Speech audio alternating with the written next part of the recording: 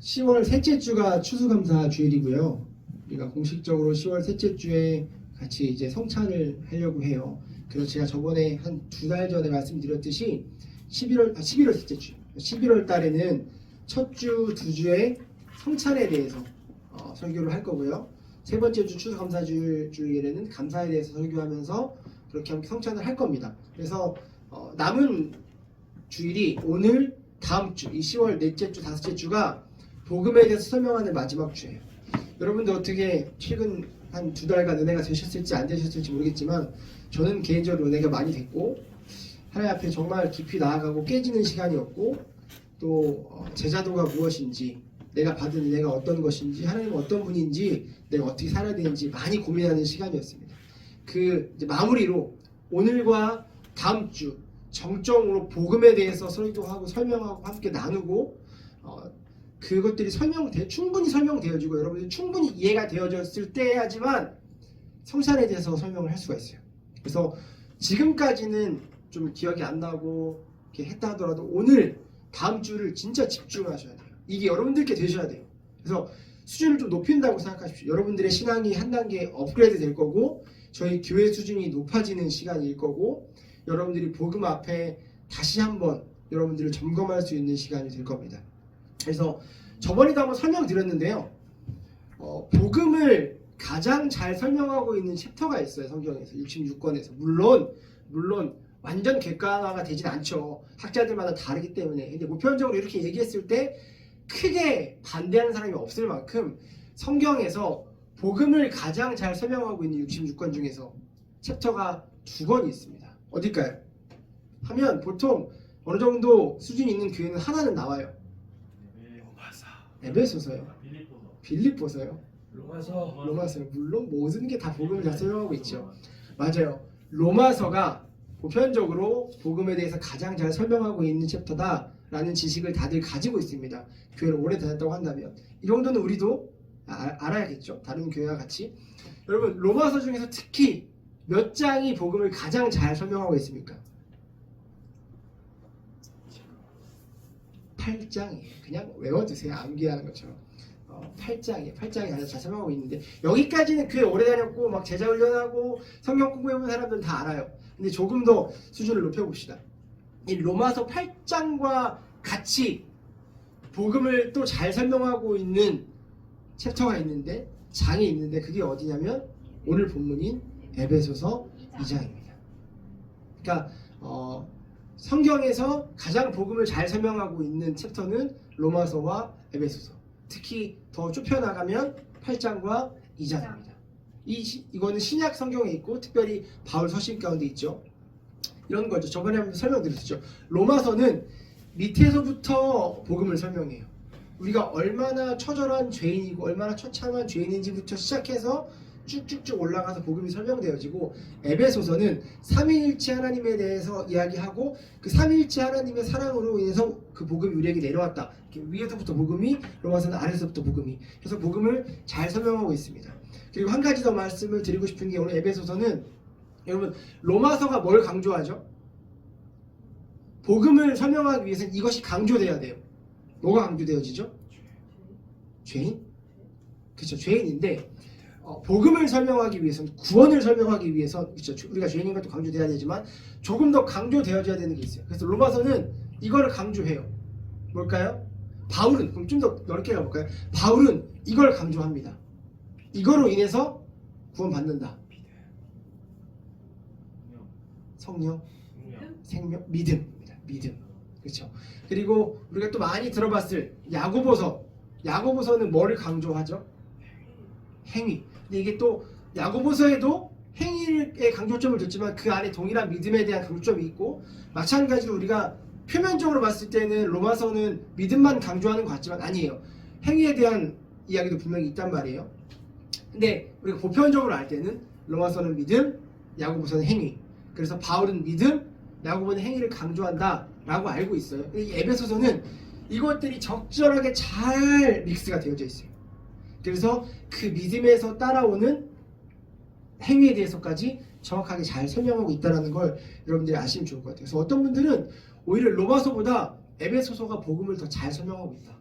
정말 이 성경의 정수라고 하는 이 성경을 다이아몬드로 반지라고 봤을 때 다이아, 그 안에 다이아라고 생각하는 이 로마서 8장보다도 이 에베소서 2장이, 특별히 에베소서가 복음을 더 균형적으로 잘 설명하고 있다라고 하는 학자들도 많이 있습니다. 그래서 오늘 이 에베소서는 되게 중요해요. 왜냐하면 오늘 이 에베소서 2장과 다음 주에 설교와 로마서 8장을 통해서 여러분들이 복음을 알 수 있어요. 더 이상 알 수는 없어요. 이거보다 이렇게까지 했는데, 물론 제가 학식이 조금 연약해서 입이 둔해서 여러분들이 설명이 다 안 될 수는 있으나, 성경에서 할 수 있는 정말 가장 기본적이면서 중요한 복음의 진리들은 여러분들에게 다 말씀드릴 거예요. 그래서 이 2시간만 잘 집중하면 여러분들이 복음은 이거구나 라는 것들을 분명히 아실 수 있을 겁니다. 특별히 이 에베소서 2장을 함께 볼 건데, 에베소서 1장은 그냥 인사말이에요. 그리고 2장부터 본론이 시작됩니다. 그래서 간단하게 개요만 좀 알아보세요. 개요만 알고 들으시면 더 쉬울 것 같아요. 2장부터 본론이 시작되고 2장이랑 3장은 교리적인 문제를 언급해요. 그리고 4장부터는 4, 5, 6장은 실천적인 문제를 언급해요. 이해되셨죠? 교리적인 부분이 앞에 나오고 뒤에 거기에 따른 행위, 아까 제가 말씀드렸죠. 믿음과 행위가 같이 설명되어 있다고 했죠. 우리가 어떤 믿음이 있어야 되는지 믿음에 대해서 교리적으로 2장, 3장에서 설명하고 4장, 5장, 6장이 거기에 따른 행위에 대해서 설명을 해요. 그러니까 오늘 본문이 2장이죠. 이 2장은 교리적인 문제를 언급하는 전반부예요. 그래서 특별히 무엇을 다루고 있냐면 구원을 다루고 있습니다. 이 구원론. 그리고 그 뒤에 가면 이 구원론과 이어져서 구원받은 무리들이 모여있는 단체가 뭐예요? 구원받은 사람들이 모여있는 공동체가 뭐예요? 교회죠. 교회까지 설명을 해요. 그래서 구원론과 교회론을 다루고 있는데, 이 전반부는 특별히 오늘 우리가 보는 2장은 구원론에 대해서 다루고 있습니다. 그러니까 여러분들이 구원론 하면 뭐예요? 복음이에요. 기쁜 소식. 복음에 대해서 알 수 있는 시간이라는 거예요. 그래서 잘 듣고 이 구원론에 대한 핵심, 복음에 대한 핵심 여러분들이 이해하기를 정말 간절히 소망합니다. 자, 2장 1절부터 3절까지는요. 어떤 이야기하고 있냐면 우리에게, 자, 심플하게 말씀드리는 거예요. 이게 복음의 첫 번째 단계예요. 아까 제가 복음을 설명하기 위해서 뭐가 강조돼야 되죠? 그러니까 전 믿음이라는 답을 오는데 여러분들이 죄요, 죄인이요라고 말씀하셨어요. 맞는 말이에요. 자, 그래서 2장 1절에서 3절까지는 우리가 얼마나 소망이 없는 죄인인지에 대해서 이야기하고 있습니다. 그러니까 복음이 올바르게 정확하게 설명되기 위해선 가장 먼저 나와야 될 게 뭐냐면 너희에게 소망이 없는 얼마나 큰 죄인이라는 것을 알게 하시는 거예요. 한 절씩 볼까요? 2장 1절에 보세요. 여러분도 전에는 허물과 죄로 죽었던 사람들입니다. 여러분 이런 기도 해보신 적 있어요? 전 이런 기도 해본 적 있어요. 하나님, 죽을 수밖에 없는 저를 죄에서 구원해 주셔서 감사합니다. 이런 얘기 들어본 적 있어요? 죽을 수밖에 없는 저, 죽을 수밖에 없는 죄인, 이런 단어 많이 쓰죠. 찬양에도 나오고 설교 때도 많이 쓰고 저도 많이 써요. 기도할 때 개인적으로도 많이 써요. 근데 오늘 성경에 보면 좀 더 구체적으로 나왔어요. 죽을 수밖에 없었던 죄인이 아니라 죄로 이미 죽었다라고 이야기합니다. 소망이 완전히 끝난 걸 이야기하는 거예요. 도저히 반전이 일어날 수가 없는, 소망이 없는 죽은 죄인이 너였다라고 이야기하는 거죠. 여러분, 우리가 지금 우리 인생도 지금은 살고 있잖아요. 그러니까 소망이 있어요. 무슨 소망이 있냐면 우리가 하나님을 떠나도 우리가 지금 마음대로 살고 말씀대로 살지 못해도 어떤 소망이 있고 어떤 희망이 있습니까? 돌이킬 수 있는 소망이 있는 거죠. 돌아올 수 있는 소망이 있어요. 그러니까 우리 금요 기도할 때 어떤 기도합니까? 돌아와야 될 형제들을 위해서 기도하죠. 꼭 저희 교회가 아니어도 그들이 하나님께 돌아올 수 있게 해주세요. 왜요? 아직 안 죽었으니까. 뭐가 있어요? 희망이 있어요. 기회가 있어요. 소망이 있다. 하나님은 계속 손짓해요. 와라. 둘째 아들이 아버지를 떠나 가서 탕진하고 막 이렇게 했을 때도 잘 됐다가 아니라 돌아오기를 바라고 계셨어요. 그래서 어떻게 해요? 버선발로 나가서 기다리고 있잖아요. 학수고대하면서 기다리고 오니까 막 안고 뽀뽀하고 잔치를 벌여주잖아요. 그게 뭐예요? 돌아오길 간절히 기대하고 있다는 거예요. 기도하고 있다는 거예요. 마찬가지입니다. 소망이 있어요. 죽지 않았기 때문에 아직. 그래서 여러분 가족들, 여러분이 사랑하는 친구들, 지인들, 특별히 교회를 떠난 그 영혼들을 위해서 기도하셔야 돼요. 아직 소망이 있으니까.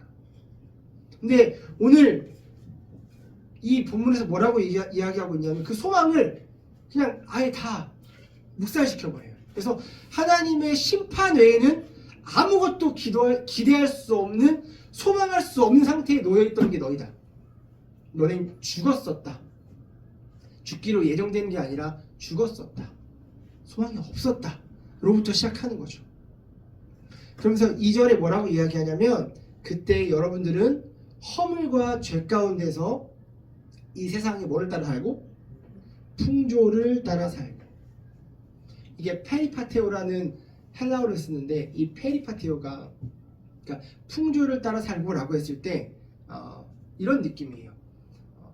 시장에서 내가 원하는 물건을 살 때까지 이리저리 찾아 헤매는 것이라는 의미가 담겨져 있는 헬라어의 의미가 이 페리파테오. 그러니까 우리가 어떻게 죄인이었냐면 이렇게 오해해요. 내가 죄를 짓지 않을 수 있는 환경이 주어지면 죄를 안 질 수 있다. 내가 부모님한테 그렇게 배웠고 내가 그렇게 습관이 들여졌고 내 주위에 그런 사람들밖에 없으니까 나도 모르게 또 실수로 순간적인 걸로 죄를 짓는 거다 라고 우리가 오해하고 착각하는 사람들이 있어요. 그래서 넘어졌을 때 또 넘어졌네, 또 실수했네, 그거 좀만 조심했으면 됐을 텐데, 이 정도로 우리를 되게 괜찮은 수준으로 보는 사람들이 있어요. 성경은 우리의 수준을 어느 정도로 보냐면 이 페리파테오, 너는 죄를 짓기 위해 이리저리로 찾아다니는 그런 죄인이라는 거예요. 그러니까 우리가 정말 괜찮은 죄인이 아니라 진짜 소망이 없는 심각한, 진짜 악한, 진짜 말도 안 되는 죄인이라는 거죠. 마치 우리가 마트 가서, 시장에 가서 이거 사야지 라고 했을 때 그걸 사기 위해 이리저리로 가격도 비교해보고 어떤 게 더 좋은지 그것도 비교해보면서 사는 것처럼 우리는 그렇게 죄를 지으러 다니는 사람들이라는 거예요. 얼마나 죄인이냐면, 이게 얼마나 악하냐면, 이게 얼마나 하나님 보시기에 우리가 절대로 은혜를 입을 수 없는, 구원을 받을 수 없는 죄인인지에 대해서 설명하고 있는 거죠. 죄를 지으려고 작정해서 찾아서 짓는 죄인이다라는 거예요. 여러분 어때요? 여러분 죄 짓는 상황들 한번 생각해 보세요. 실수로 우발적으로 죄를 지으시나요? 아니면 죄를 안 지어도 되는데 내가 굳이 찾아서 그렇게까지 죄를 지을 필요 없는데 죄를 지으시나요? 후자일 거예요. 그게 우리의 모습이고 우리의 실력이에요. 성경이 그렇게 이야기하고 있는 거예요. 그러면서 뭐라고 얘기하냐면 공중의 권세 잡은 통치자 곧 지금 불순종의 자식들 가운데서 작용하는 영을 따라 살고 있습니다. 사단의 영을 따라 살아가고 있었던 게 우리였다는 거예요. 3절에 이렇게 이야기하죠. 우리도 모두 전에는 그들 가운데서 육신의 정욕대로 살았고, 이게 중요합니다. 육신과 마음이 원하는 대로 행했다라고 이야기합니다. 육신과 마음이 원하는 대로 행했다. 그러니까 여기서 우리가 한 가지 고민이 여러분들 마음 가운데 답답했던 게 좀 해결됐으면 좋겠는데, 여러분 예수 믿는 거 쉬워요, 안 쉬워요? 쉬워요, 안 쉬워요? 답을 얘기하라는 게 아니라 여러분 진짜 여러분들 고백을 얘기해 보세요. 예수 믿는 거 쉬워요, 안 쉬워요? 들어와서 들어도 돼. 같이 설교. 하성아 들어와서 설교 같이 들어도 돼. 예수 믿는 거 쉬운 거 아니에요. 여러분 말씀대로 살아가는 거 불편하세요, 안 불편하세요? 불편한 게 정상이에요. 어려운 게 정상이라서. 왜냐하면 자 보세요. 우리는 육신과 마음이 원하는 대로 살았던 사람이에요. 그러니까 어디가 더 편하냐면 세상의 방법대로 사단이 벌려놓은 그 가치관대로 살아가는 게 편한 사람들이라고요.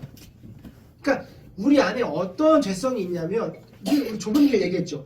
넓은 길을 가기 원하는 습성이 우리 안에 있다고요. 크고 많은 게 좋은 게 아니라고 성경은 이야기하지만 우리는 여전히 크고 많은 게 좋다고요. 우리의 가치관과 성경의 가치관은 반대되어지고 충돌되고 부딪힌다고요. 그러니까 예수 믿는 게 힘든 거예요. 말씀대로 살아가면서 제대로 신앙생활하는 게 불편한 거예요. 여러분 여기서 다 떠나가잖아요. 교회를. 예수 믿는 게 불편하다. 불편하기 싫다고. 복음을 모르기 때문에 그래요. 인간이 어떤 존재인지 모르기 때문에 그래요. 성경의 가치관을 모르기 때문에 그래요. 여기서 분명히 이야기하고 있는 게 육신과 마음이 원하는 대로 살았다 너네는. 그러니까 너희는 성경의 가치관과는 어울리지 않는 사람이었다는 거예요. 그리고 뭐라고 얘기하냐면 나머지 사람들과 마찬가지로 날 때부터 무슨 자식? 진노의 자식이었다라고 이야기합니다. 진노의 자식은 뭐로 바꿀 수 있죠? 죄의 자녀. 하나님은 죄를 진노하세요. 하나님은 죄와 어울리실 수가 없는 분이고 하나님은 죄를 절대 용납하지 않으십니다. 하나님은 죄를 진노하세요. 구약의 제사법을 보면 그 제물에게 죄를 전가시키잖아요. 그렇죠? 각을 뜨고 껍질을 벗기고 내장을 태워서 마지막에 그 모든 것들이 다 타서 올라가는 그 냄새를 뭐라고 하냐면 하나님은 향기롭다라고 말씀하십니다. 그러니까 우리가 보기에 되게 약간 잔인하게 변태적으로 느껴질 수 있죠. 왜냐하면 그 실제로 제사를 드릴 때 그 현장은 처참하거든요. 예수 그리스도의 십자가의 현장이 처참했듯이 그 제물은 예수 그리스도를 예표하는 거잖아요. 예수 그리스도의 십자가의 현장은 처참했어요. 눈뜨고 볼 수 없을 정도로 이미 십자가 사형틀 자체가 세계 최악의 사형틀인데 그 안에서 예수 그리스도의 죽음은 정말 처참했다고요. 그러니까 그 구약의 제사도 처참해요. 피가 튀고 정말로 눈뜨고 보기 힘들 만큼 처참해요. 그리고 그것들이 다 태워져서 올라갈 때 연기가 올라갈 때 예수님이 하나님 뭐라고 말씀하시냐면 향기롭다라고 말씀하시는 거예요. 그러니까 우리가 그 안에 깊은 의미를 모르면 이게 왜 향기롭지라고 할 수 있는데 왜 향기롭냐면 그 재물이 탄 게 아니라 그 재물이 다 찢어진 게 아니라 뭐가 그렇게 된 거냐면 죄가 그렇게 되는 거예요. 내 안에 죄가 그 재물에게 전가되었기 때문에 하나님은 그만큼 죄를 미워하시고 싫어하시고 증오하시고 진노하신다고요. 진노의 자식이 뭐야? 죄의 자식이라는 거예요. 세상의 방법대로 사단이 만들어 놓은 가치관대로 살았던 죄의 자식이었다는 겁니다. 3절까지 우리가 얼마나 소망이 없었고 우리가 정말 얼마나 악하고 우리가 정말 은혜를 받을 수 없는 얼마나 죄인인지에 대해서 설명하고 있는 거예요. 우리가 이런 사람들이었어요. 그러니까 당연히 예수 믿는 게 불편한 게 정상입니다. 불편해야 돼요. 이상한 게 아니에요. 근데 희망이 있죠. 뭐냐면 성령이 계신다는 거예요. 그 성령이 우리 안에 내주하셔서 우리를 깎으시고 만들어 나가실 거예요. 그래서 이 세상에서 나의 호흡이 닿는 날까지 성령이 우리를 만들어 가실 거예요. 그러니까 불편하죠. 여러분 운동해 보셨죠? 천민이 지금 오랫동안 시험 준비하고 있잖아요. 불편해요. 저번 주에 어떤 얘기했죠? 공부는 무슨 힘이다? 엉덩이 힘이다. 이게 앉아있는 게 얼마나 힘듭니까? 앉아서 공부하는 게. 운동해 보셨잖아요.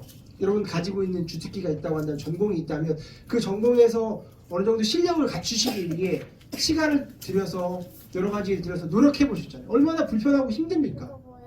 당연한 거예요. 우리는 이 땅의 삶이 끝나기까지 계속해서 하나님 만들어 가시기 때문에 여러분 불편하실 거예요. 그리고 좁은 길 자체가 불편하다라고 이미 성경은 이야기하고 있고요. 이걸 아셔야 돼요. 그러니까 복음이라는 것이 또 내가 예수를 믿는다는 것이 어떤 각오가 있어야 되냐면 불편할 각오가 있어야 돼요. 이걸 모르고 시작하니까 불편할 때 다 떠나는 거예요. 왜 불편하지? 예수 믿으면 잘 먹고 잘 돼야 되는 거 아닌가? 복을 누려야 되는 거 아닌가? 행복해져야 되는 거 아닌가? 문제 해결이 돼야 되는 거 아닌가? 그거 아니라고 예수님이 계속 말씀하셨어요. 그거를 요구했고 그거를 주장했던 사람들은 무리들이에요. 무리들. 종교 지도자들. 예수님 그거 아니라고 하셨어요. 불편할 거다. 아무나 가는 거 아니다. 날마다 제 십자가를 지고 가지 않으면 갈 수 있는 길이 아니다. 라고 계속 설명하는데 한 귀를 듣고 한 귀를 흘려요. 그리고 복음은 좋은 거, 기쁜 소식이지 내가 원하는 것들이 다 이루어지고 문제 해결되어지고 좋아지는 거, 편안해지는 거라고 생각해요. 이게 어디서 온 겁니까? 다른 종교에서 말하는 그런 가치관이잖아요. 잘 믿으면 잘 된다. 인과응보. 지성이면 감천이다. 지극정성으로 자기가 믿는 신한테 최선을 다하면 신이 감동해서 너한테 상을 줄 거다. 이게 다른 종교에서 가지고 있는 거잖아요. 이거를 전혀 다른 가치관이 성경에다 갖다가 대입시켜놓고 우리 하나님도 그럴 거야. 얼마나 하나님을 모르고 하나님을 무시하는 행동입니까? 사사기에 보면요, 한 사사가 인신제사를 드려요. 인신제사. 자기 자녀를 신에게 드리는 거예요. 그 왜 그런 줄 알아요? 어디서 그게 온 줄 알아요? 몰렉이라는 신이 인신제사를 드렸어요. 그 신에게. 그러니까 하나님도 그런 신들 중에 한 명일 거라고 생각을 하는 거예요. 그래서 어떻게 해요? 인신제사 드리면, 내 자녀를 드리면 하나님도 기뻐하시겠지. 하나님 그런 사람 아니잖아요. 근데 하나님에 대해 알지 못하니까 그렇게 행동하는 거예요. 마찬가지예요. 우리가 성경을 제대로 알지 못하고 하나님을 모르니까, 복음에 대해서 알려고 하지 않으니까 여전히 다른 종교에서 말하고 있는 그 가치관을 성경이 대입시켜서 예수 잘 믿으면 행복해질 거야, 문제 해결될 거야, 건강해질 거야, 병 안 걸릴 거야, 나쁜 일 안 일어날 거야. 아니요. 그런 거랑 아무 상관이 없다는 거예요. 오히려 더 불편해집니다, 예수 잘 믿으면. 그래서 제가 말씀드리잖아요. 제대로 알고 시작하자고. 하다가 도망가지 말고 시작하기 전부터 분명하게 알고 시작하자고. 예수 믿는 거 쉬운 거 아니다. 불편한 거다. 각오하고 시작해야 된다. 그러나 그 불편함과 그 어려움 뒤에는 영생이 있기 때문에, 구원이 있기 때문에 우리가 가는 거예요. 그리고 우리 힘으로 가는 게 아니라 성령이 우리 안에서 가게 하시는 거죠. 그게 구원받은 자의 모습이라는 거예요. 우리가 이 자리에 지금까지 있을 수 있는 이유는 하나님 여러분 선택하셨고 여러분 안에 내주하신 성령이 여기까지 오게 하신 거예요. 불편했죠, 지금까지. 앞으로도 계속 불편할 거예요. 우리의 힘으로는, 우리의 이성으로는 그만하고 싶을 거예요. 그러나 여러분의 생각과 여러분의 이성보다 하나님이 더 강하세요. 그래서 그 하나님이 구원의 반열에 여러분들이 오르기까지 계속 이끌어 가실 거예요. 성도의 견인이라고 합니다. 우린 그 하나님을 기대하는 거죠. 아멘? 그러니까 예수 믿는 건 불편한 게 정상이라는 걸 아셔야 돼요. 그래서 이 1절에서 3절까지 우리가 얼마나 죄인인지, 우리가 정말 이 복음을 받을 수 없는, 이 은혜를 누릴 수 없는 사람임에 대해서 설명하고, 이제 4절 반전이 일어나는데, 반전이 일어나기 위해서는 이 단어가 필요하죠. 4절의 첫 번째 어떻게 단어가 시작되죠? 그러나. 개역개정에는 이 단어가 없어요. 세 번역에만 있어요. 그러나. 이게 반전이에요. 정말 위대한 반전입니다. 위대한 반전. 자, 보세요. 왜냐하면 너희가 그런 존재다, 그러나 하면서 반전을 시키시는데, 어떤 반전을 시키시냐면, 하나님은 자비가 넘치시는 분이셔서 우리를 사랑하신 그 크신 사랑으로 말미암아 어떻게 해요? 우리를 구원하셨다는 거예요. 하나님은 자비가 넘치신 분이에요.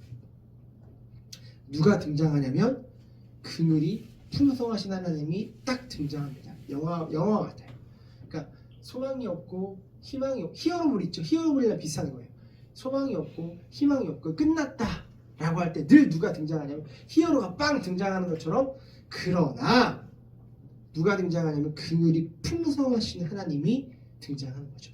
해번역은 긍휼이 풍성하신이라고 안 돼 있고 뭐라고 되어 있냐면 자비가 넘치시는 분이라고 되어 있죠.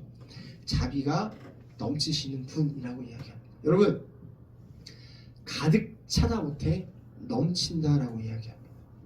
자비가, 긍휼이, 하나님의 긍휼이, 하나님의 자비가 그냥 어느 정도 크게 있는 것이 아니라 그 있다 못해 넘친다라고 이야기한다고요. 이게 우리 하나님이에요. 넘치는 그 긍휼과 자비를 가지고 계신 분이. 그렇기에 우리가 구원받는 거예요. 그러니까 절대로 구원받을 수 없는 죄인인데 우리가 구원받을 수 있는 이유는 그 영웅처럼 등장한 하나님이 자비가 넘치시는 분이시기 때문에, 긍휼이 많으시다 못해 넘치시는 분이시기 때문에 그분이 우리를 구원하신다는 겁니다. 아멘. 히브리어로 라함이라고 해요. 이 라함이 긍휼이라는 의미를 가지고 있습니다. 긍휼. 자, 보세요. 긍휼은 불쌍히 여기다, 공감하다. 저는 사실 이 불쌍히 여기다, 공감하다 여러분들 다 아는 느낌일 거예요. 긍휼하면 사전적으로도 큰 의미죠. 불쌍히 여기는 거, 공감하는 거. 저는 이 세 번째 의미가 너무 좋아요. 저와의 하나님과의 개인적인 신앙의 이 추억에서 저는 저를 긍휼히 여기시는 하나님께서 이렇게 다가오셨거든요. 세 번째 의미가 뭐냐면 같이 울다. 하나님 같이 우시는 거예요.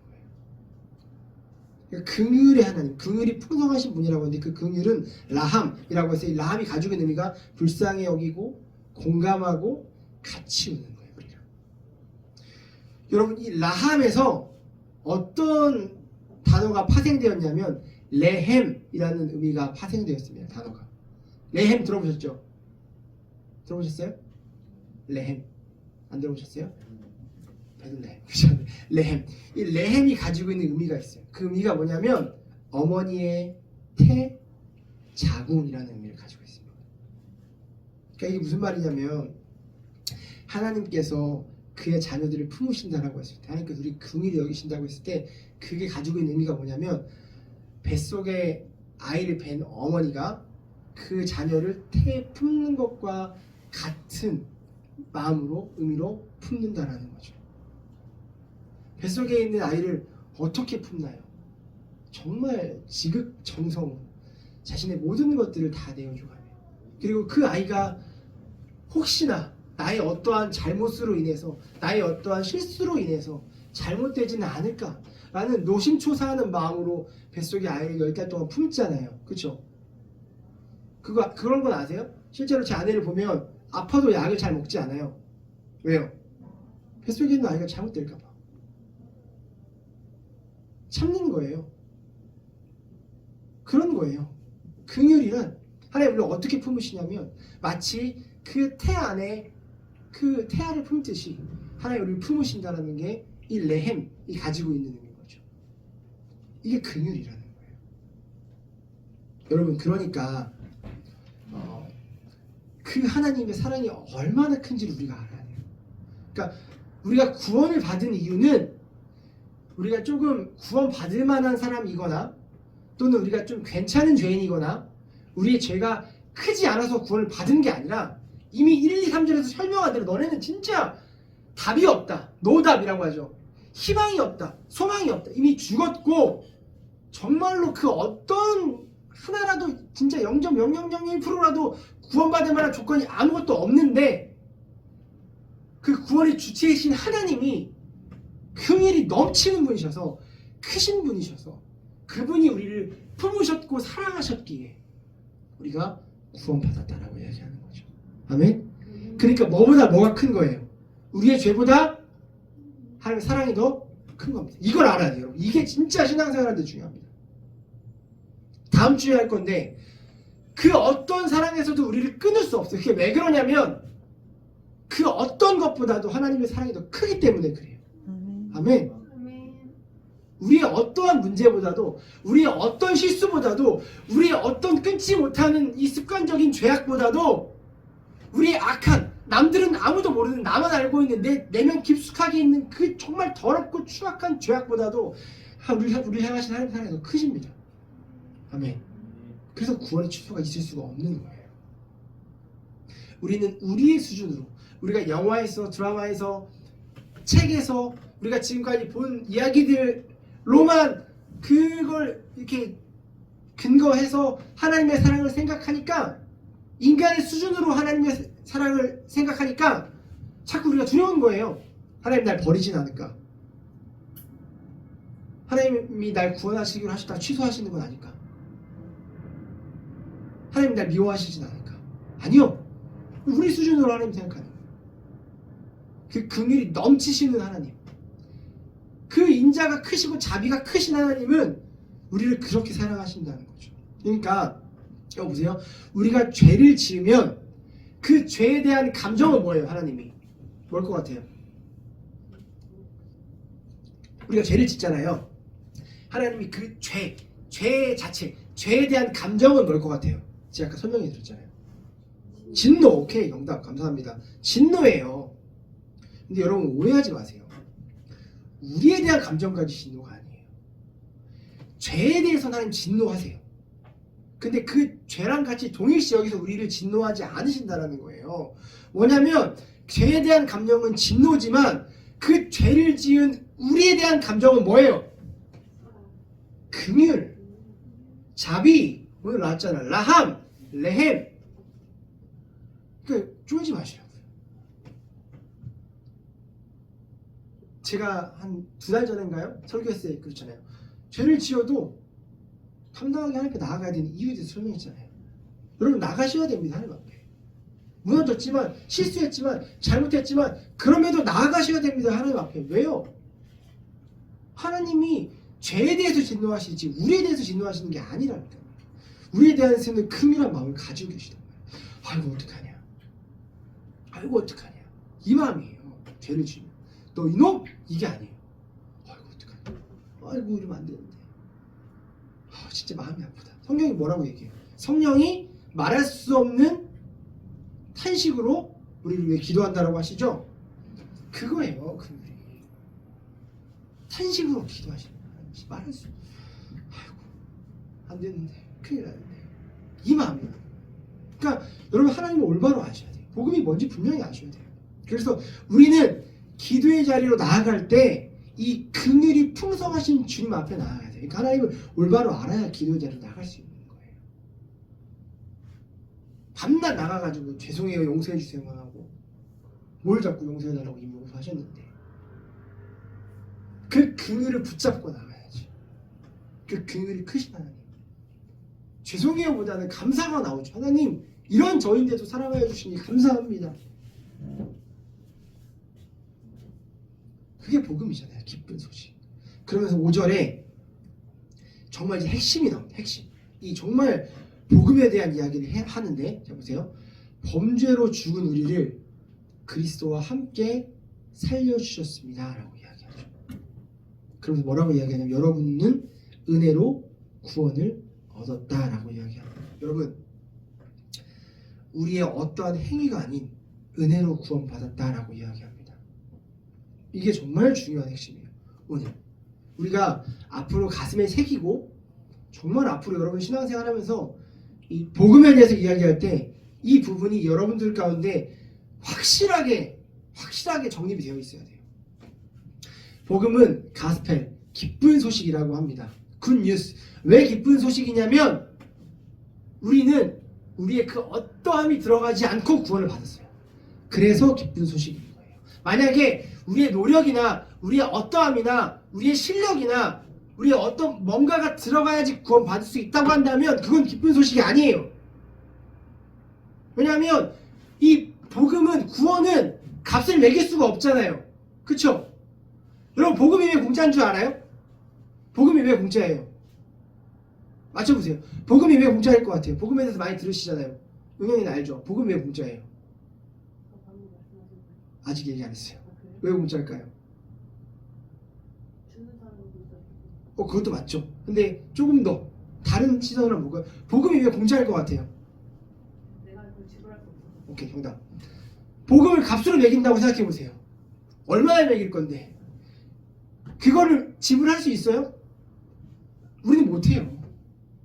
그러니까 만약에 복음이 우리의 행위로 우리의 어떠함으로 그 구원이 이루어지는 거라면 기쁜 소식이 아니죠. 지불을 못한다니까요. 여러분 운전하다가 외제차를 박은 거랑 똑같은 거예요. 인생 끝나는 겁니다. 바로 어떻게 갚을 건데 그거 못 갚는다고요. 복음이라는 게 딱 떨어졌어요. 자 이거 예수 믿으면 구원 받는데 와 너무 좋다. 이거 믿으면은 가는 거야. 근데 값이 있대. 얼마인데? 도저히 지불할 수 없는 값을 부르는 거야. 그럼 그게 어떻게 기쁜 소식입니까? 소식을 들었지만 내가 그것들을 취할 수가 없는데. 복음은 그래서 공짜인 거예요. 그러니까 우리가 무시하면 공짜라고 해서 값이 없는 게 아니에요, 여러분. 값이 없는 것도 공짜지만 값을 매길 수 없는 것도 공짜인 거예요. 무시하잖아요. 공짜라고 하니까. 하찮은 거라고 생각하고 복음을 쉽게 생각하잖아요. 그렇지 않다니까요. 복음은 정말 이 인간의 어떠한 가치로도 값을 매길 수가 없기 때문에 그리고 값을 매겼다 칩시다. 그걸 우리가 지불할 수 있는 실력과 능력이 우리 안에 없기 때문에 공짜로 주시는 거예요. 여러분 이게 기쁜 소식이라. 그래서 기쁜 소식이라니까. 우리의 어떠한 행위가 들어가지 않아도 되기 때문에 이게 은혜예요. 은혜. 그러니까 5절이 그 이야기를 하고 있는 거예요. 여러분은 은혜로 구원을 얻었습니다. 오늘 찬양 고백했죠. 자격 없는 내 힘이 아닌 오직 은혜로 구원받았다라는 거예요. 아멘. 이게 복음입니다. 그러니까 왜 여러분 복음이 기쁜 소식인지 아시겠죠? 왜 감사해야 되는지 아시겠죠? 이게 왜 은혜인지 아시겠죠?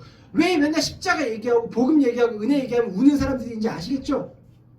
이게 제대로 우리가 안에 이 지식이 들어오고 성령을 통해서 이것들이 감동이 되었을 때 주체할 수 없는 그 안에 기쁨과 감사와 감동이 물밀듯이 일어나는 거예요. 괜히 우는 게 아닙니다. 쇼하려고.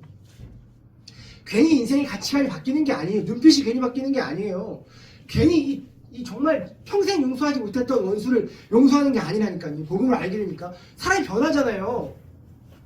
끊어야 될 거 다 끊어버리고 그동안 내가 원수 삼았던 사람 용서해버리고 그냥 이전에 가지고 있었던 가치관 그냥 다 바꿔서 중요하게 여겼던 거 바울처럼 배상으로 다 여겨버리고 모든 가치와 모든 시선과 모든 가치관이 그냥 예수께로 집중되어 버리잖아요. 왜 그렇게 되냐고요. 이 복음을 제대로 알게 되면 그렇게 될 수밖에 없다니까요. 그 은혜가 너무 크니까. 인간이 얼마나 죄인인지를 분명하게 알게 됐고 하나님이 얼마나 긍휼이 크신지를 알게 됐고 그게 만나서 그 긍휼이 그냥 덮어버렸어요. 우리 죄를. 도말이라고 하죠. 도말. 덮어버린 거예요. 그래서 이신칭의 다음 주에 할 건데 바울이 얘기했던 나한테 의인이라고 하시는 거예요. 널 의인이라고 칭해버리는 거예요. 난 의인이 아니거든. 여전히 죄인인데 의인이다라고 칭해버리는 거예요. 아니 덮어버리는 거예요. 그 사랑이 너무 크다 보니까 흘러 넘쳐서 그 은혜가 그 긍휼이 우리의 죄를 그냥 다 덮어버리는 거예요. 그러니까 그 은혜를 제대로 알게 된 사람이 어떤 반응이 일어나겠냐는 거예요. 바울이 했던 반응이 일어나는 거예요. 바울이 대단해서가 아니라 복음을 제대로 알고 복음과 제대로 정면 충돌하니까 그 반응이 일어나는 거예요. 저는 우리 교회가 그런 교회가 되길 원한다. 크지 않아도 좋아요. 뭘 커면 뭐합니까? 작아도 사람이 별로 없어도 이렇게 복음을 제대로 알고 복음과 제대로 정면 충돌해서 정말 그의 삶과 가치관이 변해버리고 그러면 일당백이죠. 그들이 세상을 변화시키는 거예요. 그들을 세상을 감당하지 못하는 거예요. 그들을 빛과 소금이라고 부르는 거예요. 그게 교회입니다. 예수 그리스도를 주라고 시인한 자들의 모임, 이 교회예요. 아무 때나 교회를 갖다 붙이면 안 돼요. 이 엄청난 이름이에요. 예수 믿는다는 것도 이런 게 예수 믿는 거라고요. 11월 달에 성찬식 할 거죠. 이런 자들이 고백하는 것이 성찬이에요. 그래서 지금까지 성찬을 못한 겁니다. 이 고백이 안 되니까. 충분한 시간을 가졌다라고 봐요. 이제는 할 만큼 했어요. 복음에 대해서 이야기했고 충분히 우리가 함께 고민했고 대화했고 상담했고 토론했고 접했고 또 살아도 봤고 그 복음대로 살다가 무너져도 봤고 실패해도 봤고 안 되는 것도 경험했고 다 해봤어요. 4년이면 이제는 정말로 지금까지와는 다른 뭔가의 이 한 단계 업그레이드하는 시점이 우리에게 필요하다고 봅니다. 그래서 12월 달에 추수감사절 때 같이 성찬을 할 거고 그 성찬을 하기 위해서는 이번 주와 다음 주 마지막 점검 정말 복음에 대한 의미를 여러분들 확실하게 알고 그냥 머리로 알고 끝나는 것이 아니라 그 복음이 가슴까지 내려와서 정말 여러분들 것 되기를 정말 간절히 소망하고 있다는 거예요. 그런 마음에 또 그런 타이밍에 함께 기도회가 시작되어지고 정말 기도함으로 정말 하나님의 사람이 되어지고 하나님이 기뻐하시는 교회가 되기를 소망한다는 것입니다. 여러분 지금 이 은혜의 자리에 여러분들이 나올 수 있는 이유는요. 여러분들이 지금까지 신앙을 유지하고 신앙인으로 살아가면서 주일날 이렇게 나와서 예배드릴 수 있는 이유는 우리가 어떠함이 아니라는 걸 분명히 기억하셔야 돼요. 오직 하나님의 긍휼로 품어주셨기 때문에 그렇습니다. 아멘. 아멘. 태 속에 그 아이를 품듯이 레헴, 라함이 가지고 있는 의미 하나님이 긍휼이 넘치신 하나님이 그 긍휼로 우리를 품으셨기에 우리가 이 길을 이탈하지 않을 수 있었어요. 여전히 불편했지만 여전히 싫지만 좋은 길을 갈 수 있는 이유는 여러분들의 의지가 아닙니다. 하나님의 긍휼이 크기 때문이라는 거예요. 그래서 이게 기쁜 소식인 거예요. 나를 이기니까 그 사랑이, 그 긍휼이 우리의 죄보다도 우리의 어떠함보다도 크기에 그 어떠함도 우리를 하나님의 사랑에서 끊을 수 없는 거예요. 여러분 이 9절에 보면 이렇게 이야기하죠. 그래서 행위에서 난 것이 아니다라고 이야기합니다. 그러므로 아무도 이 복음을 구원을 자랑할 수 없다. 그러니까 너희 안에 이 행위에서 난 것이 아니다라고 이야기해요. 이거는요 8절에서요 너희에게서 난 것이 아니다 라고 한번 이야기하고 있거든요. 이거를 한 번 더 부연 설명하고 있는 거예요. 그러니까 두 번 이야기를 한다는 건 뭐예요? 중요하다. 그리고 강조하는 거죠. 여러분 제가 다시 한번 강조합니다. 복음은 우리의 어떠함으로, 또 구원은 우리의 어떠함으로 되어지는 것이 절대 아닙니다. 이거를 오해하면 안 돼요. 오직 하나님의 은혜입니다. 너희가 나를 선택한 것이 아니라 내가 너희를 선택하여서 구원하였다. 아멘. 선택하였기 때문에 취소하는 방법 모른다. 없다. 끝까지 구원할 거다. 라는 게 하나님의 열심인 거예요. 이게 왜 이렇게 지금 8절 9절에서 이야기를 하고 있냐면요. 이게 이제 중요한데 바울이 이 유대주의자들이 주장하는 율법으로 행함을, 그러니까 율법의 행함으로 구원을 받는다는 잘못된 교리를 염두에 두고 지금 이야기하고 있는 거예요. 이해되셨어요? 이 당시에 율법주의자들, 그리고 특별히 종교 지도자들이 어떤 구원론을 가지고 있었냐면 이 율법을 잘 지켜야지만 구원받는다 라는 잘못된 구원론을 가지고 있었어요. 그러니까 잘 지키면 복받고 못 지키면 벌받고, 지키면 구원받고 못 지키면 구원 못 받는다 라고 생각하고 있었던 거예요.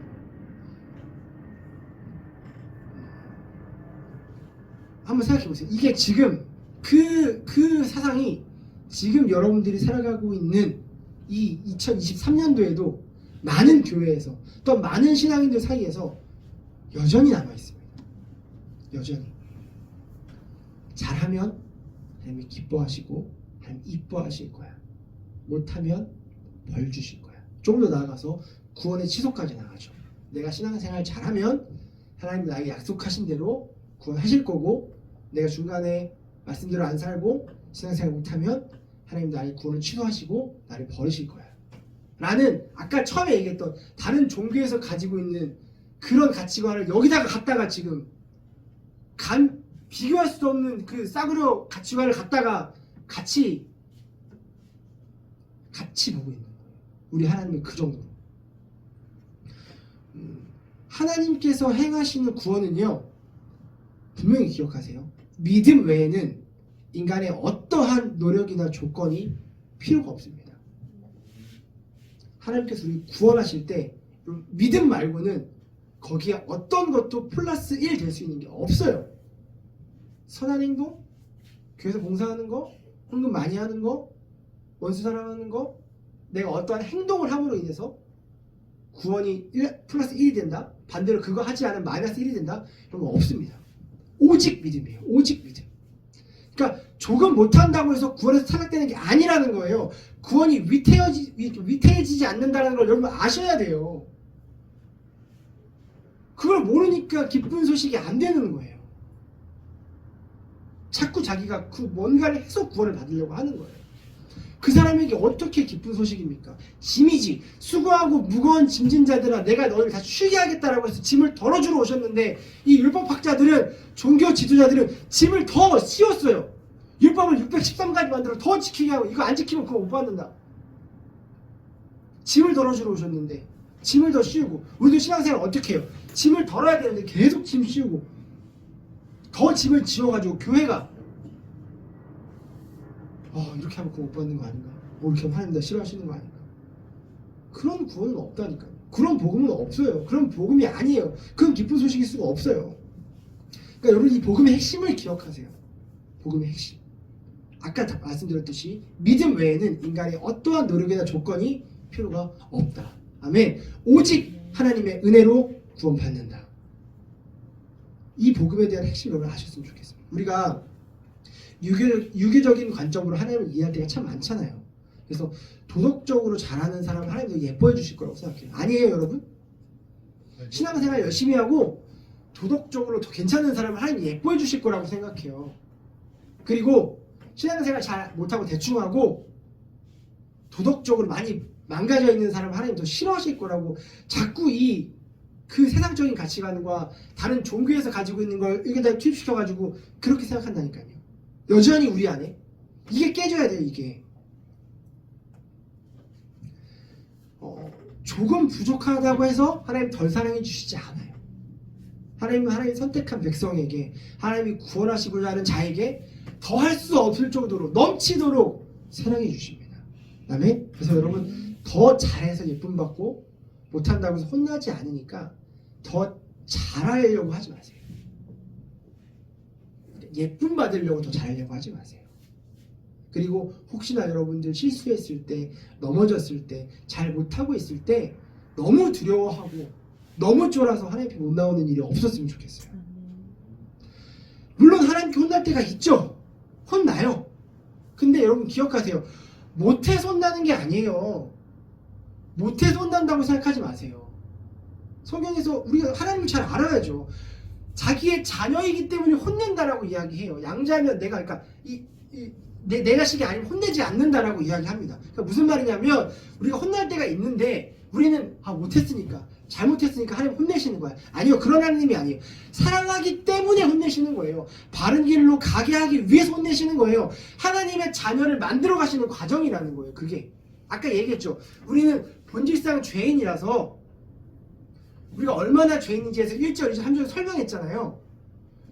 그래서 우리는 소망이 없어요. 그리고 우리는 불편해요. 이 성경의 가치관대로 살아가는 게 좁은 길 갈 수 있는 사람들이 아니에요. 우리 안에 그 실력도 없고. 근데 하나님이 우리를 선택하셨고 그 성령이 우리 안에 내주하셔서 여러분이 이 땅의 삶이 끝날 때까지 하나님이 그 성령을 통해서 계속 여러분들 만들어 가실 거예요. 그래서 혼난다는 거예요. 그래서 잘못해서 혼나는 게 아니라 이게 분명히 있어야 돼요.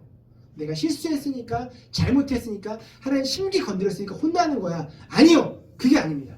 사랑하니까 혼나는 거고 바른 길로 가게 하기 위해서 여러분들을 만들어가는 과정 가운데 있는 것을 이건 모두 다 혼나야 돼요. 그래서 모두 다 고난이 있는 거예요. 모두 다 핍박이 있는 거고 모두 다 어려움이 있는 거예요. 그 과정들을 통해 하나님 여러분 만들어 가시는 거니까 진짜 쫄면 안 돼요. 이게 우리를 구원해서 탈락시키기 위한 그런 벌이 아니라는 거예요. 그런 과정이 아니라는 거예요. 너 보자. 너 내가 혼낼 거야. 너 이거 잘못하면 너 구원 탈락시킬 거야. 이런 잘하면 구원하고 못하면 구원하지 않는 이런 개념이 아니라는 거죠. 만약에 잘해서 받는 구원이었다면 아까 처음에 얘기했듯이 그거는 절대로 기쁜 소식이 아니고 절대로 복음이 될 수가 없죠. 그거는 성경의 가치관과 세상의 가치관이 다르지 않다. 우리가 믿는 하나님이 다른 저급한 신들과 다르지 않다. 똑같다 라고 말하는 정말 창피한 일인 거예요. 이게 얼마나 창피한 일인지 아셔야. 우리 하나님을 이 나라까지 떨어뜨려서 다른 신도 아닌 신이라고 말하는 가짜 신들과 같은 위치에 놓는 거랑 똑같다고요. 잘해야 구원받고 못하면 구원 못 받는다고 이야기하는 거는 하나님 그런 분이 아니시잖아요. 절대로. 성경은 그렇게 이야기하고 있지 않잖아요. 복음은 그게 아니잖아요. 누가 변질시키는 겁니까? 인간들이 복음을 변질시키는 거예요. 우리 그런 실수하지 맙시다. 여러분 복음 올바르게 하시고 그리고 여러분 뭐 해야 되는 사람들이에요? 땅끝까지 가서 복음 전해야 되는 사람들이에요. 그러니까 제대로 된 복음을 전하는 여러분들 됐으면 좋겠어요. 복음 변질시키지 말고. 우린 자꾸 성경에서 우리가 성경도 제대로 모르니까 이것도 왜곡해서 봐요. 그래서 우리가 완벽해져야 된다고 말한다고. 성경은 우리가 완벽해져야 된다라고 이야기한다. 아니요. 성경 제대로 읽어보십시오. 너희는 절대로 완벽해질 수 있는 존재가 아니다라고 이야기해요. 많은 이 유교적인 사상이 찌든 교회를 오래 다니는 어른들은 다 그렇게 이야기해요. 열심히 신앙생활하면 완벽해져야 된다. 죄 안 지어야 된다. 죄 다 끊어야 된다. 멋있어져야 된다. 누가 만든 걸까요? 물론 그것들을 추구하고 그렇게 가기 위해 힘쓰는 것까지는 맞아요. 근데 우리가 어떤 존재인지에 대해서 성경이 이야기하고 있는 부분을 우리는 무시하고 있죠. 너희는 그럴 수 있는 존재가 아니다라는 거예요. 너희 안에 그런 실력이 없다. 완벽을 요구한다고 칩시다. 할 수 있냐 너네 그거? 제가 지금 하수님한테 올라가서 야 백덤블링 한번 해봐. 할 수 있습니까? 하수님이가 못합니다. 완벽을 추구한다라고 했을 때 완벽을 추구해봐 라고 하면 할 수 있냐라고요. 우리가 할 수 있는 사람이 있냐고요. 근데 오해하죠. 자꾸 그거 하는 척하는 사람들이 간증하고 다니고 하는 척하고 하니까 신앙생활 열심히 하고 기도 열심히 하고 막 열심히 하면 될 것 같잖아요. 아니에요. 그 어떤 인간도 완벽할 수 없어요. 그래서 예수가 필요한 거예요. 그래서 예수를 보내주신 거고 그 척했던 사람들이 누구냐면 종교 지도자인들, 율법학자들, 바리새인들, 서기관들 이 사람들. 그러니까 예수님이 화낸 거예요. 그토록 그들에게. 너네 그거 할 수 있는 존재가 아니다. 그러면 내가 이 땅에 올 필요가 없었다. 그러니까 너희에게 예수가 필요 없는 거다라고 이야기하는데도 할 수 있다. 하고 있다. 앞에 와서도 나 율법 다 지켰다. 잘 지키고 있다. 계속 이러는 거야. 그리고 율법 못 지키는 사람들 핍박하고 그것도 못하냐. 그러니까 네가 구원 못 받지. 이러고 있고. 이게 여전히 2023년도에서도 한국 교회에서 다 일어나고 있는 일이야. 말은 안 하지만 눈빛으로 분위기로 기류로 이미 그렇게 잘못된 복음을 계속 전하고 있죠. 너 그거 못해? 그것밖에 못해? 예수 믿는 사람이 그렇게 하면 안 돼? 그 안 되는 게 정상이고 그게 우리예요. 그래서 예수가 필요한 거예요. 그래서 오직 예수를 믿음으로만 구원 얻는 거고 그래서 그게 기쁜 소식인 겁니다. 복음 안에 다른 것들이 들어가면 안 돼요. 우리의 어떤 행위나 우리의 어떤 이 괜찮은 이 행동들이 들어가면 안 된다는 거예요. 여러분 기독교에서 원수사랑 중요해요? 안 중요해요? 중요하죠. 가장 중요한 게 하나님 사랑, 그다음 뭐라고 했죠? 이웃사랑이죠. 하나님 사랑과 이웃사랑이 얼마나 중요한지는 너무 잘 아시니까 거의 깊이 얘기하지 않을게요. 그 이웃사랑을 이야기할 때 그 범주가 어디까지 갑니까? 원수사랑까지 가는 거예요. 이게 이웃사랑이 내 가족이나 내 가까이 있는 사람들 할 만한데 이 이웃사랑을 하라고 했을 때 그 범주가 정말 할 수 없는 그 마지막까지 가는 게 원수사랑이거든요. 자, 이것만 하고 말씀 마무리할게요. 보세요. 이 원수사랑에 대한 이해가 여러분 좀 바로 됐으면 좋겠어요. 자, 하나님 사랑은 이웃사랑이다. 원수 사랑해야 된다. 몇 뺨 맞으면 우리 뺨 내밀고 그 사랑이 얼마큼 커야 되냐면 원수까지 사랑해야 된다 라고 우리가 알고 있어요.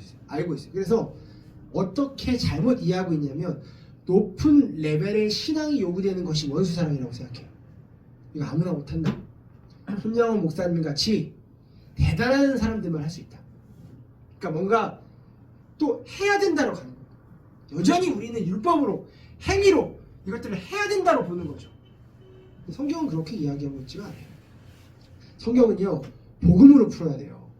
그러니까 이 원수사랑이 가지고 있는 의미가 뭐냐면 우리가 얼마나 신앙의 실력이 대단한 자임을 증명하는 게 원수사랑이 아니에요. 그러니까 우리가 손양원 목사님 난 평생 난 저렇게 못해. 나는 내 아들 죽인 사람 절대 사랑 못해. 같은 맥락으로 선교 난 못 가. 선교사님들 리스펙. 뭔가 하는 걸로 자꾸 가죠 우리는. 근데 그런 대단한 자임을 증명하는 게 아니에요. 왜냐하면 우린 대단한 자가 아니니까. 우리 안에 어떤 것도 구원을 이룰 수 있는 실력이 없으니까. 우린 다 같은 죄인이에요. 하나님 보시기에. 뭐 조금 도토리 키재기 한다 치지만 어차피 죄인. 우리 안에 자랑할 게 아무것도 없어요. 그러면 이 원수사랑이 뭐냐면 이런 거예요. 그러니까 얼마나 대단한지에 대해서 원수사랑을 얘기하니까 나는 그거 못해요. 다들 이러고 있는데 그런 개념이 아니라 원래 인간은 자기 힘으로 절대로 원수사랑 못합니다.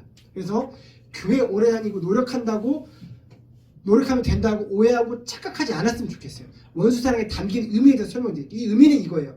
가장 미움받고 증오할 만한 대상도 구원의 가능성이 열려있다 라는 걸 보여주고 싶은 게 원수사랑이에요. 말이 좀 어려워요?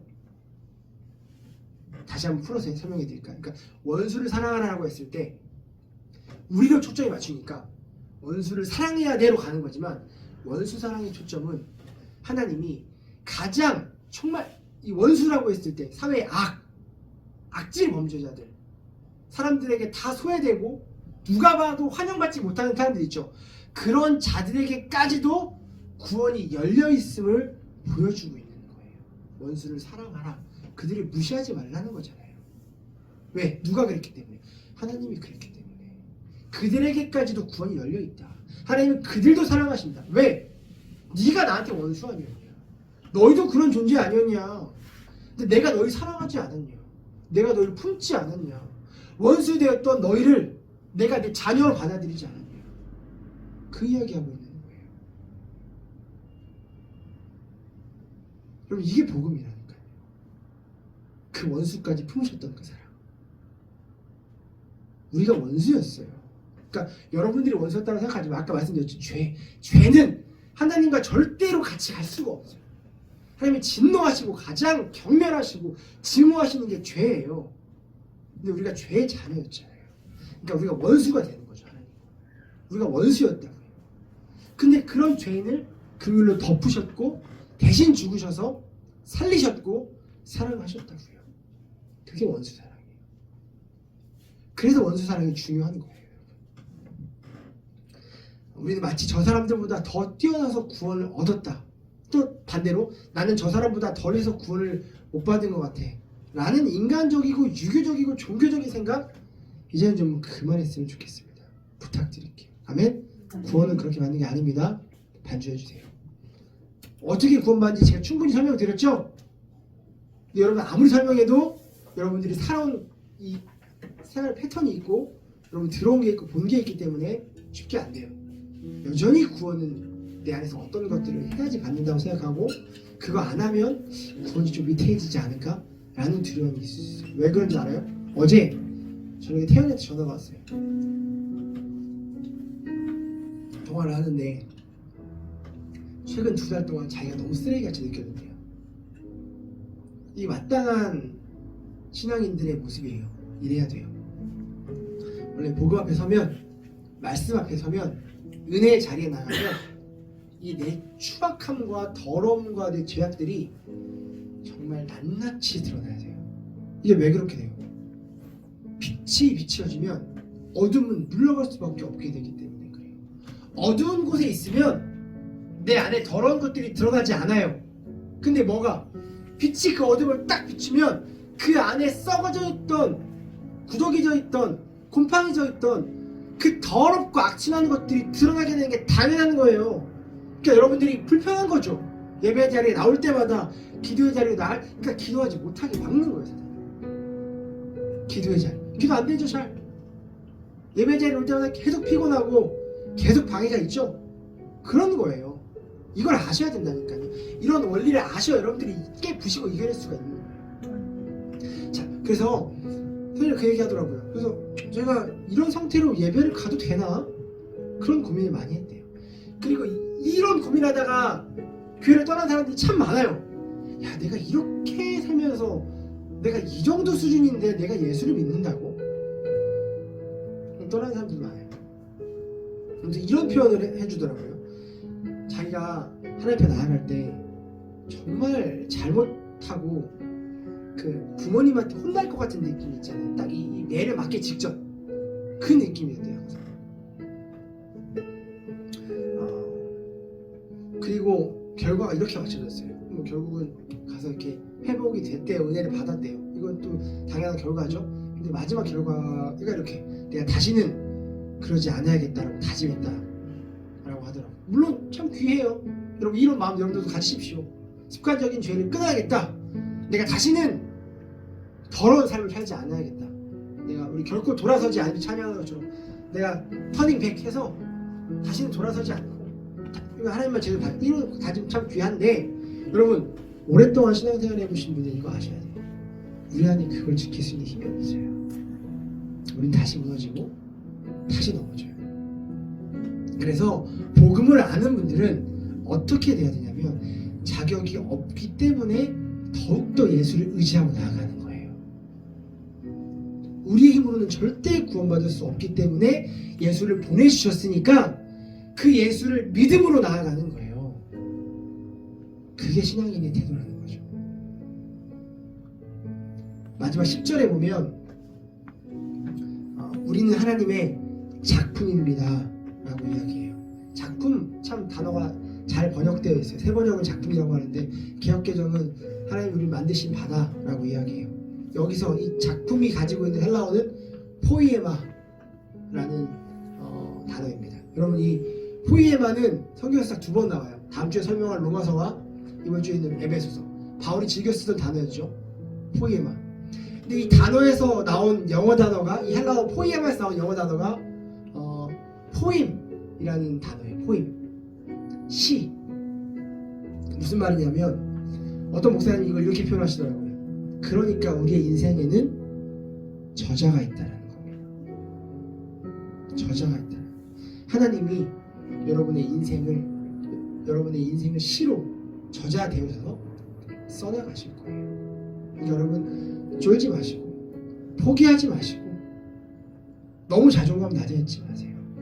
왜냐하면 구원은 우리의 어떠함으로 받는 것이 아니기 때문에 복음이 복음되려면, 복음이 기쁜 소식 되려면 그 하나님의 사랑을 온전하게 할 때, 내가 얼마나 죄인인지를 온전하게 할 때, 그럼에도 그 내 죄됨을 그 사랑과 그 은혜와 그 긍휼이 충만하게 거품을 할 때 여러분들 가운데 진정한 기쁨과 감사가 넘쳐나게 될 줄 믿습니다. 아멘. 이 복음이 여러분들을 자유롭게 하는 거예요. 자유를 누리시고 그 복음의 기쁨과 감격을 누리신 여러분들 되기를 간절히 소망합니다. 아멘. 같이 기도할까요?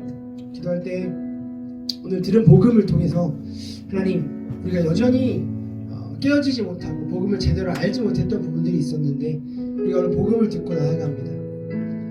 그 복음을 통하여서 내 안에 진정한 기쁨과 감동과 감격함이 일어날 수 있게 해달라고, 이번 주와 다음 주 설교를 듣고 뿐만 아니라 우리가 2주 동안 살아가는 삶을 통해서 정말 복음에 제대로 충돌되어져서 정말 복음을 온전하게 알아서 나의 모든 가치관과 시선이 바뀔 수 있는 은혜가 있게 해달라고 함께 기도하겠습니다.